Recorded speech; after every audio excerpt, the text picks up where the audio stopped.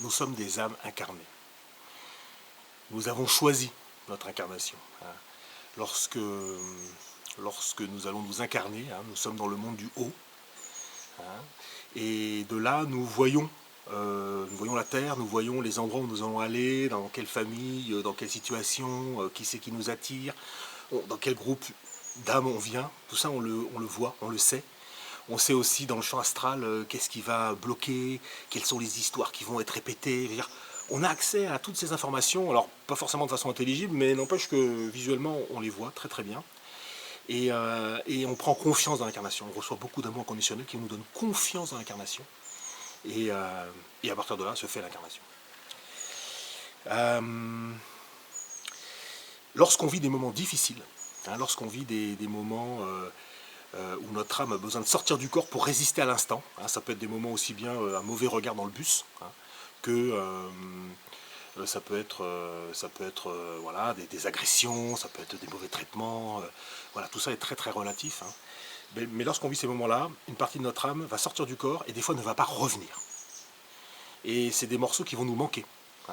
Du jour au lendemain, l'enfant ne rigole plus, c'est fini. Il avait 5 ans et il ne rigole plus, c'est terminé. Voilà.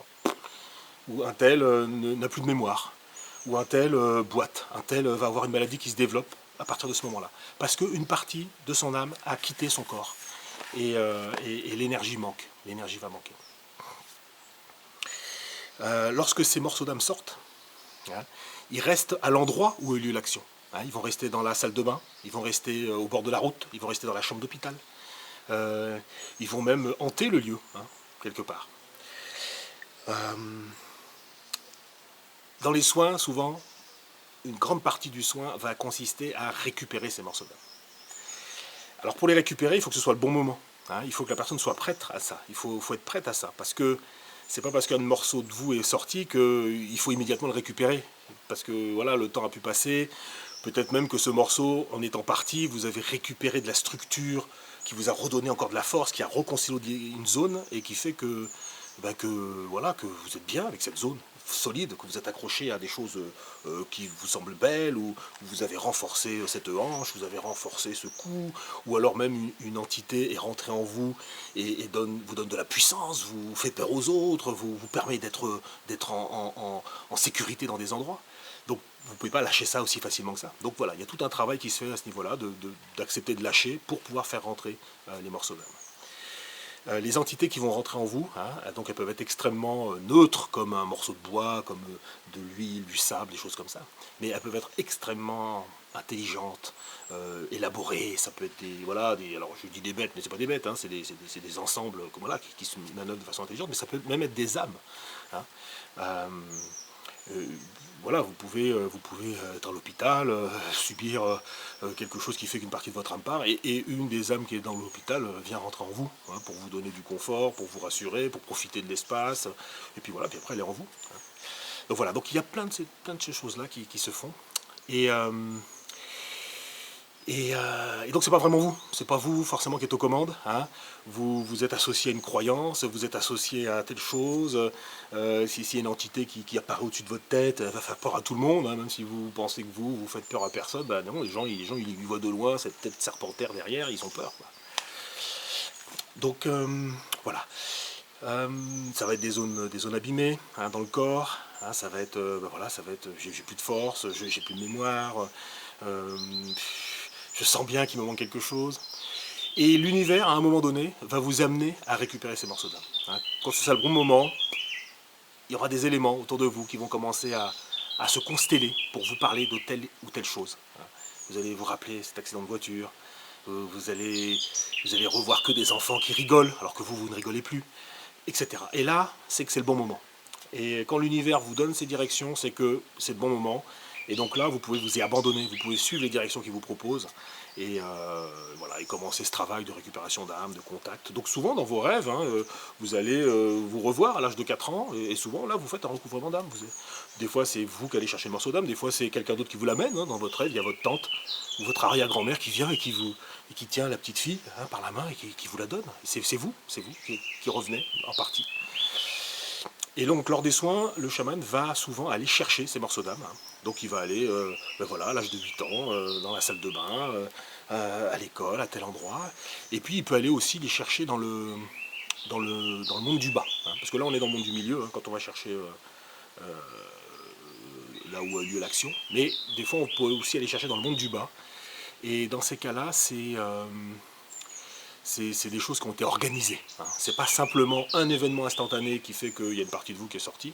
Non, non, c'est des choses organisées. C'est l'éducation, c'est une institution, c'est des égrégores très puissants qui font qu'il y a une partie de vous, on n'en veut pas, et cette partie-là, voilà. Et donc voilà, on retrouve l'enfant battu, on retrouve celui qui n'a pas le droit de jouer de la musique, on retrouve celui qui n'a pas le droit d'être joli, on retrouve etc. etc. etc. Et, bon, voilà. Et donc un gros de ces travaux, c'est de ramener ces morceaux d'âme. Et en les ramenant, vous récupérez énormément d'énergie. Non seulement vous récupérez de l'énergie pour votre corps, mais pour votre pensée, pour les objectifs, pour ceux qui vous intéressent, pour vos croyances changent. Je veux dire, voilà, vous modifiez parce que c'est vraiment vous qui êtes aux commandes. Hein. C'est pas une entité, c'est pas quelqu'un d'autre, c'est pas une zone faible. Voilà. Dans la partie recouvrement d'âme aussi, on va très régulièrement récupérer aussi une partie de votre âme qui est sur les plans divins.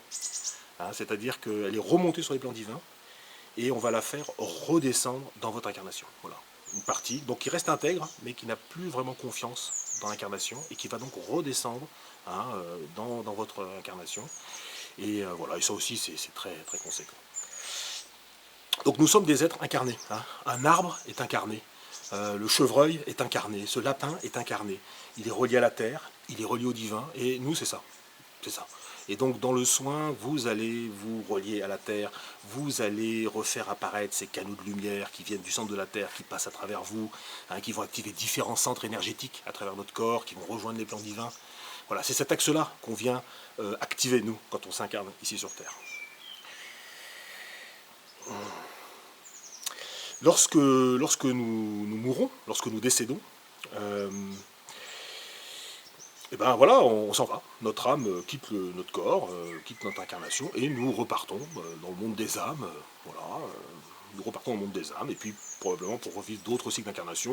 Chacun son rythme, hein. Il y en a qui reviennent tout de suite, il y en a qui reviennent très longtemps après, il y en a qui reviennent dans d'autres endroits. Et ce départ se fait si on est prêt spirituellement, si on est voilà, comme beaucoup de gens hein, qui savent que mercredi prochain ils seront plus là, ils disent au revoir à tout le monde et voilà, ils s'en vont tranquillement. Ça se fait voilà facilement. Mais des fois, pour plein de raisons, on peut être resté accroché à quelque chose, accroché à sa maison, à sa voiture. On peut être accroché, on peut vouloir sauver son conjoint, hein, on peut vouloir sauver ses enfants. Et donc il y a une partie de nous qui va rester coincée là. Et qui peut rester coincé dans la chambre d'hôpital, qui peut rester coincé dans la maison où on est décédé. Et ça, c'est pas juste. C'est pas juste du tout. Hein. Ça, c'est les fantômes. Hein, voilà, hein, dans cette vieille maison ou dans cet hôpital, hein, voilà, quand à 2h du matin, vous passez dans le couloir et que vous sentez là qu'il y a quelqu'un, il y a vraiment quelqu'un. C'est quelqu'un qui est mort et qui n'est pas parti. Qui n'est pas parti parce que elle sait pas qu'elle est morte. Elle est morte trop brutalement. Elle est accrochée à quelque chose, elle n'a pas vu ses enfants ne sont pas venus. Elle ne les a pas vus, elle n'est pas partie.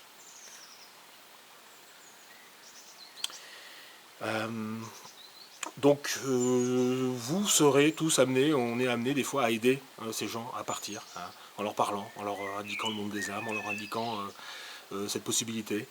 Peut-être en les aidant, en répondant à leurs questions, en les rassurant que voilà, il n'y a pas d'enfer, il n'y a pas de jugement dernier et autres, hein, parce qu'il y a des gens qui ont peur de ça, hein. Il y a même des prêtres qui partent pas parce qu'ils ont peur. Hein, vous voyez. Donc, voilà. Donc il faut...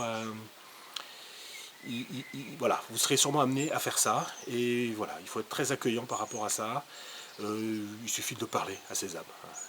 Si elles sont coincées là, il y a une raison, et si vous trouvez la raison, si vous arrivez à les aider, si vous arrivez à les rassurer, vous allez pouvoir aider à ce qu'elles partent, et le lieu va se nettoyer naturellement, facilement. Lors des soins,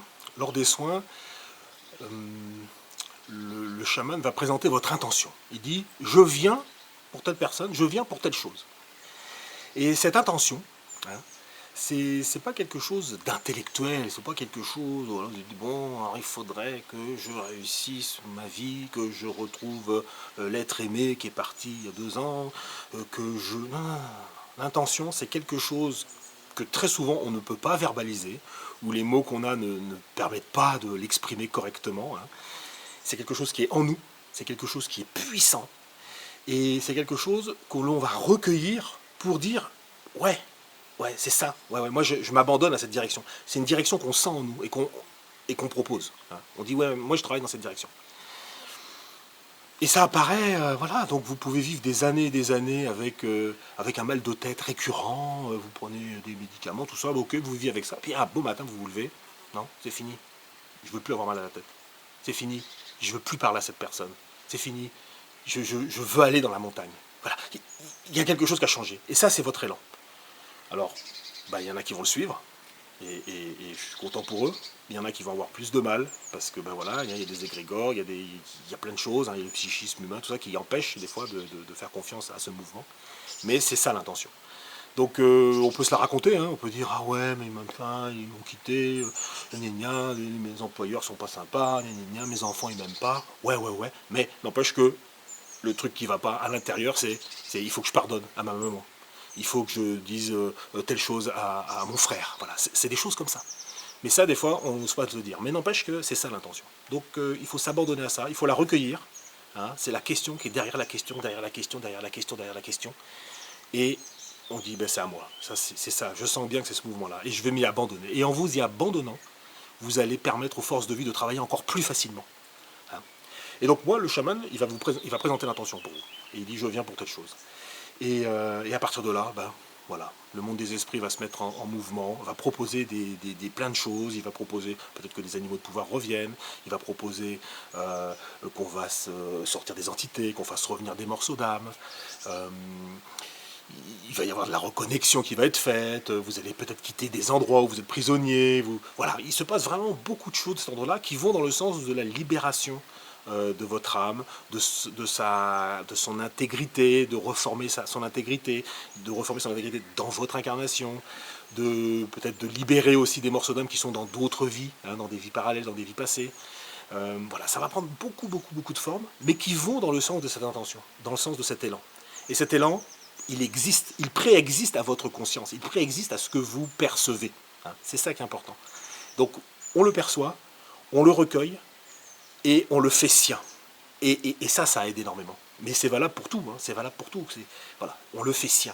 Et vous pouvez vraiment lui faire confiance parce que cet élan, il vient des forces de vie. Il vient du grand tout, il va dans le sens de l'équilibre, il va dans le sens de l'harmonie.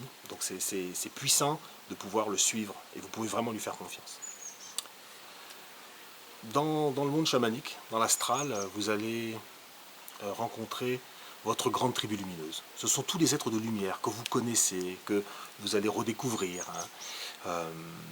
Et c'est eux qui vont vous accompagner. Ils sont toujours là. Ils peuvent être loin, ils peuvent être près, mais ils sont quand même là en permanence, ils vous envoient des informations. Et dans ce grand cercle lumineux, il y a un cercle rapproché hein, qui est constitué des animaux de pouvoir. Ces animaux de pouvoir, hein, ils sont extrêmement puissants. Ce sont vos frères jumeaux, vos sœurs jumelles. Hein, ça peut être une tortue, un éléphant, un serpent, voilà, on en a plusieurs. Et quand on récupère la connexion avec eux, c'est vraiment des moments de changement très puissants. Et ensuite, ça redevient des alliés. Donc souvent, c'est des animaux qu'on connaît depuis tout petit. Hein. Voilà, cet éléphant, quand on avait 3 ans, on le connaissait très bien, très très bien. Et puis, la vie a fait que on s'est éloigné de lui, on a été pris dans d'autres histoires, on a été coincé à un endroit, on l'a même renié peut-être. Et lui, il attend. Il est là, il est dans l'orée du bois, il vous regarde, il attend, il a envoyé des informations, il a essayé de vous décoincer, etc. Et quand les choses se font, et souvent avec l'aide du chaman, eh bien vous allez récupérer du contact avec eux. Et vous allez récupérer donc, des capacités qui sont les vôtres, vous allez récupérer son intelligence, vous allez récupérer sa force, vous allez récupérer son caractère, et vous allez vous reconnaître bien sûr là-dedans.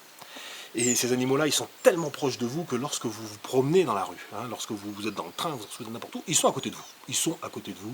Hein, donc les gens, ils vont, mais c'est libre la place, madame? Ils sont à côté de vous. Très, très, très, très, très puissant. Donc si dans vos rêves, hein, vous devenez ce chat, vous volez comme cet oiseau, vous sentez les plumes au bout des doigts, c'est un de vos animaux de pouvoir. Et donc connectez-vous à lui parce qu'il a plein de choses à vous dire. Il est vraiment en train de vous aider, il est en train de vous donner des directions, il est en train de vous montrer un chemin, donc vous pouvez y aller sereinement.